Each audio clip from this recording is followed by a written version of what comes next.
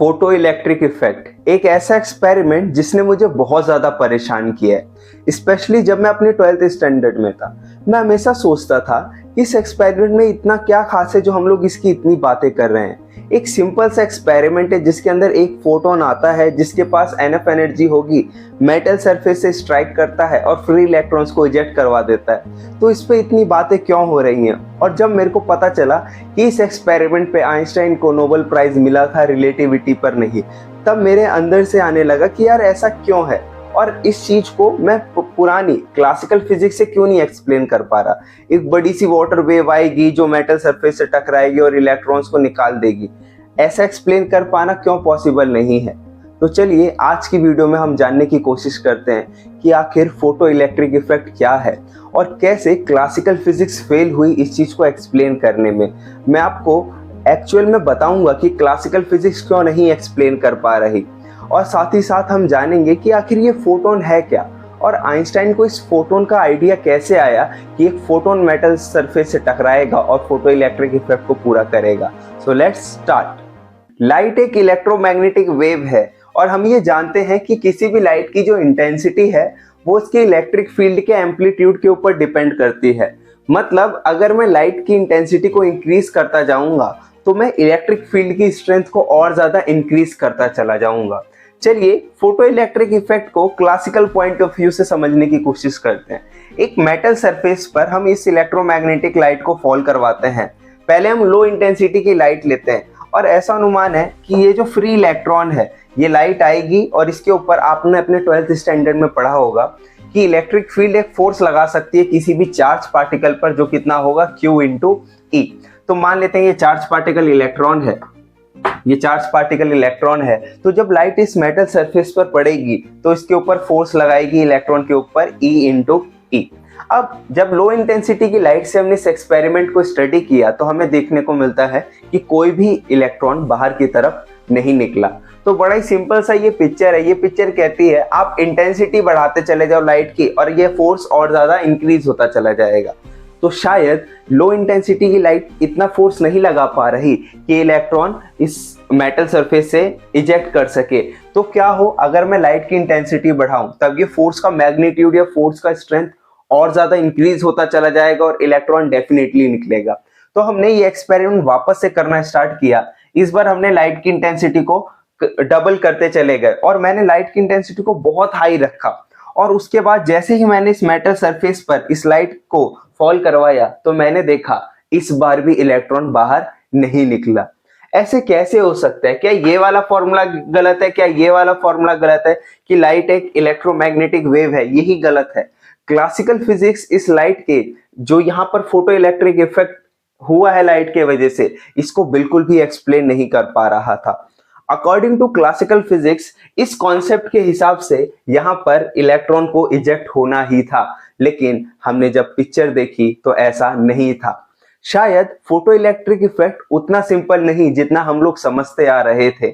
शायद हम इसमें कोई ना कोई पॉइंट ऐसे थे जो मिस कर रहे थे, जो क्लासिकल फिजिक्स एक्सप्लेन नहीं कर पा रही थी। साल 1887 में हेनरिक हर्ट्ज इलेक्ट्रोमैग्नेटिक वेव के ऊपर काम कर रहे थे।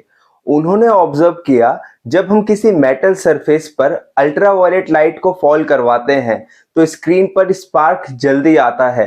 ये एक हिंट था जिससे हम समझ सकते थे कि शायद लाइट उस तरीके से बिहेव नहीं कर रही जैसा हम क्लासिकली उसको प्रेडिक्ट करते आ रहे हैं। बाद में फिलिप लेनार्ड ने इस एक्सपेरिमेंट को एक प्रॉपर सेटअप के साथ करा। उन्होंने अलग अलग फ्रीक्वेंसी की लाइट मेटल सरफेस पर फॉल करवाई और ये पूरा एक्सपेरिमेंट एक वैक्यूम चैम्बर में था। और रिजल्ट ये था, उन्होंने ऑब्जर्व किया कि जब हम लो फ्रीक्वेंसी की रेड लाइट, चाहे भले ही वो कितनी ब्राइट क्यों ना हो, चाहे उसकी इंटेंसिटी कितनी ज्यादा क्यों ना हो, जब वो मेटल सरफेस पर फॉल कर रही थी तो कोई इलेक्ट्रॉन नहीं निकल रहा था। वहीं दूसरी तरफ जब हम एक हाई फ्रीक्वेंसी की वॉयलेट लाइट ले रहे थे, भले ही उसकी इंटेंसिटी कितनी ही क्यों ना लो हो, लेकिन इलेक्ट्रॉन इजेक्ट कर रहे थे। ये क्लासिकल फिजिक्स के लॉजिक के बिल्कुल उल्टा था। यहाँ पर इलेक्ट्रॉन का जो इजेक्शन है मेटल सरफेस से होगा कि नहीं, वो लाइट की इंटेंसिटी पर नहीं डिपेंड कर रहा था, बल्कि उसकी फ्रीक्वेंसी के ऊपर डिपेंड कर रहा था।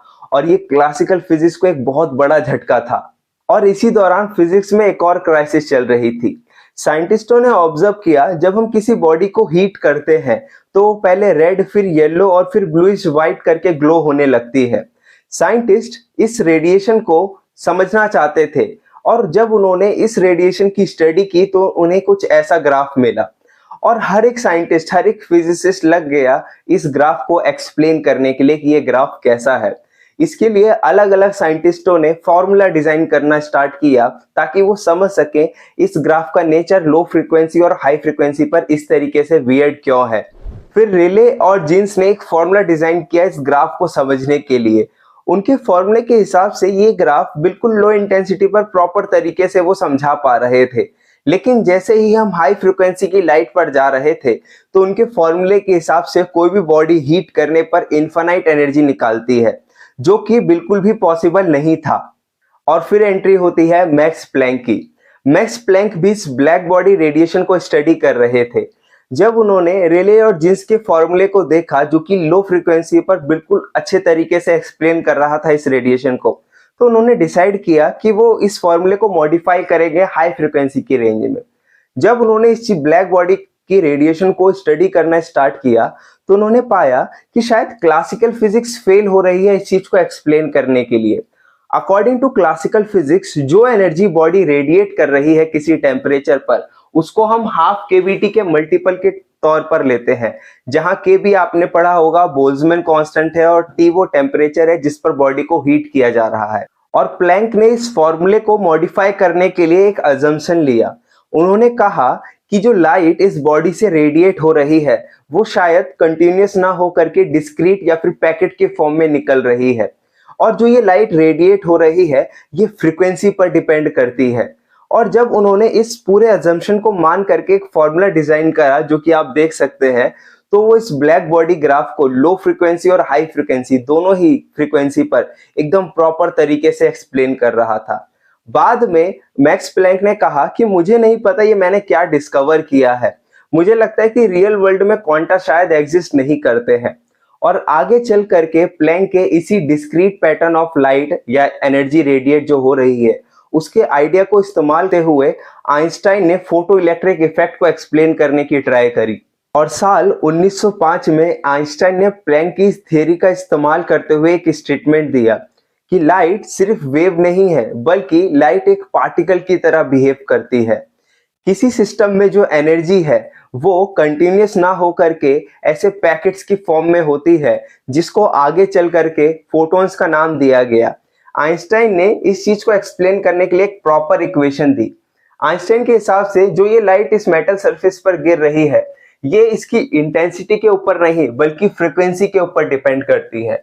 लाइट की फ्रीक्वेंसी जितनी ज्यादा होगी उतना ही हर एक पैकेट के पास एनर्जी, या हर एक पैकेट को आप फोटोन बोल सकते हैं, उतनी ही पैकेट्स के ऊपर एनर्जी होगी। यहां मैं आपको एक चीज समझाना चाहूंगा, अगर मैं लाइट की इंटेंसिटी को इंक्रीज करता हूं तो लाइट इंडिविजुअल फोटोन की जो एनर्जी है वो इंटेंसिटी के ऊपर डिपेंड नहीं करती, लेकिन लाइट की इंटेंसिटी को इंक्रीज करने का मतलब ज्यादा नंबर ऑफ फोटॉन्स निकलेंगे। मान लेते हैं एक लाइट थी जिसकी इंटेंसिटी कम थी तो उससे 10 फोटोन निकल रहे थे, तो दूसरी लाइट जिसकी इंटेंसिटी मान लेते हैं कोई अलग होगी उससे 20 फोटोन निकल रहे हैं। मतलब जितनी ज्यादा मैं लाइट की इंटेंसिटी बढ़ाता चला जाऊंगा उतने ही नंबर ऑफ फोटॉन्स उस लाइट से निकलना स्टार्ट होंगे, लेकिन हर एक फोटोन की जो एनर्जी है वो सेम रहेगी। अगर मुझे एक फोटोन की इंडिविजुअल फोटोन की एनर्जी को इंक्रीज करना है तो इंटेंसिटी से फर्क नहीं पड़ेगा, इंटेंसिटी की जगह मेरे को उसकी फ्रीक्वेंसी चेंज करनी पड़ेगी। जितनी ज्यादा फ्रीक्वेंसी उतनी फोटोन की एनर्जी। अब जैसे ही ये मेरी सुटेबल लाइट होती है जिसके पास इतनी एनर्जी हो कि वो मेटल के सरफेस के पास जो एनर्जी है जिसे वर्क फंक्शन कहा जाता है उससे ज्यादा होगी तो इलेक्ट्रॉन को इजेक्ट कर जाएगा। इसको अगर आप बिल्कुल सिंपल तरीके से समझना चाहोगे, मान लेते हैं यहाँ सिस्टम के पास 10 जूल की एनर्जी है, ये जो फोटोन आ रहा है इसके पास 10 जूल की एनर्जी है, और जो इलेक्ट्रॉन है, वैसे तो इलेक्ट्रॉन वोल्ट में लेते हैं हम इस एनर्जी को, लेकिन मैं बस सिंपल करने के लिए, और यहाँ पर 3 जूल की एनर्जी है। तो आपको पता चल रहा है ये जो मेटल का जो वर्क फंक्शन है ये 3 जूल का है और जो एनर्जी फॉल कर रही है वो 10 जूल की है। तो ऑब्वियसली इस वर्क फंक्शन से ज्यादा एनर्जी होने की वजह से जो इलेक्ट्रॉन है वो बाहर निकलेगा। और जब इलेक्ट्रॉन बाहर निकलेगा तो उसके पास काइनेटिक एनर्जी होने की वजह से जो एनर्जी होगी वो कितनी होगी, वो 7 जूल होगी। ये एनर्जी कंजर्वेशन को भी फॉलो कर रहा है। और इक्वेशन उन्होंने दी है, एनर्जी फोटोन की किसके बराबर होगी, मेटल के work function plus kinetic energy के, जिसको आप इस एग्जांपल से देख सकते हो। टोटल एनर्जी मैंने दी 10, वर्क फंक्शन था 3 प्लस काइनेटिक एनर्जी थी 7। और इस इक्वेशन के आने के बाद कोई भी फिजिसिस्ट इस इक्वेशन को एक्सेप्ट नहीं कर रहा था। साइंटिस्ट मानने को तैयार ही नहीं थे कि लाइट, क्लासिकल फिजिक्स जो कि कह रही थी कि कंटिन्यूअस है, कोई साइंटिस्ट मानने के लिए तैयार नहीं था कि लाइट इन पैकेट्स के फॉर्म में निकल रहा है। यही कारण था कि अलग अलग साइंटिस्टों ने आइंस्टाइन को रॉन्ग प्रूफ करने की कोशिश करना स्टार्ट कर दिया था उस समय। रॉबर्ट मिलिकन ने अपनी लाइफ के 10 साल लगाए आइंस्टाइन की फोटोन थियरी को गलत साबित करने के लिए, लेकिन जब उन्होंने प्रिसाइज मेजरमेंट ली तो उन्हें पता चला कि जो आइंस्टाइन की थियरी थी वो पिक्चर परफेक्ट थी। आइंस्टाइन की फोटोन थियरी एक्चुअल में वर्क कर रही थी। और उसके बाद मिलिकन ने ही खुद प्लैंक्स कांस्टेंट की वैल्यू कैलकुलेट करी, जिसके बाद 1921 में एल्बर्ट आइंस्टाइन को फोटो इलेक्ट्रिक इफेक्ट की एक्सप्लेनेशन के लिए नोबेल प्राइज मिला। आइंस्टाइन ने फोटो इलेक्ट्रिक इफेक्ट को एक्सप्लेन करके सिर्फ एक फिजिक्स के एक फिनोमेना को एक्सप्लेन नहीं किया था, बल्कि आगे चल करके ये फोटो इलेक्ट्रिक इफेक्ट का जो एक्सप्लेनेशन था ये क्वांटम मैकेनिक्स की फाउंडेशन बनी। आशा करता हूं कि ये वीडियो आपको पसंद आई हो। अगर आप इस वीडियो में मेरे दिए गए किसी भी एग्जाम्पल से या किसी भी बात से सहमति नहीं रखते हैं तो एक पॉजिटिव वे में अपने कमेंट सेक्शन में मेरे को जवाब दीजिए।